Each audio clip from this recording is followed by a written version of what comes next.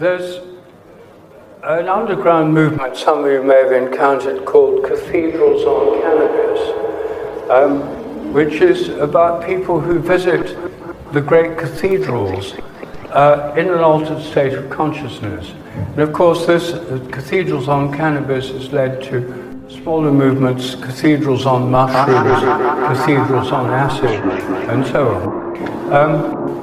But cathedrals were built in the Middle Ages literally to expand consciousness. They're so much bigger than they need to be as a functional space just for people to gather.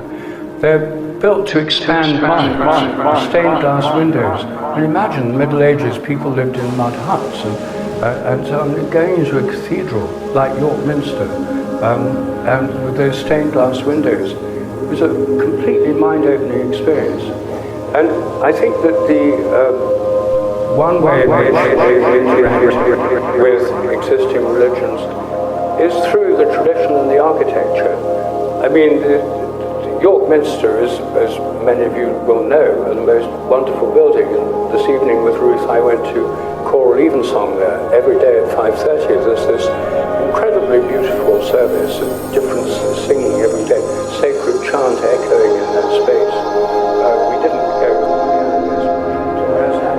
Hasten to add, I'm on a cup of tea before that. I had to be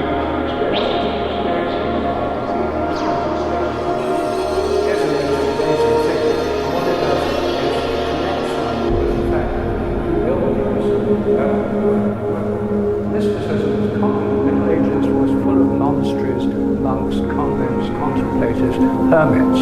Every county had hermits living in caves, hermitages, anchorites living in cells and things, like Julian of Norwich, in Norwich.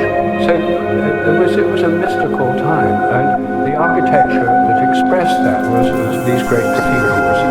And I think that the rose windows and the stained glass and all that is actually a reflection of altered states of consciousness that people took more or less for granted then. It informed this architecture. And it can come to life again in a new way if one actually opens oneself to it in an altered state of consciousness. But of course, you have to behave responsibly and don't do this if you don't know how to sort of conduct yourself in public in an altered state of consciousness. And I should also add a disclaimer. I'm not advocating that everyone takes psychedelics. For some people, they're dangerous.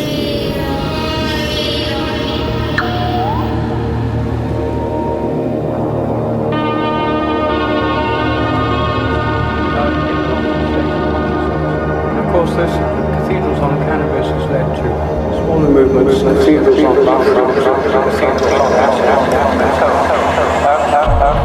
Cathedrals were built literally to expand.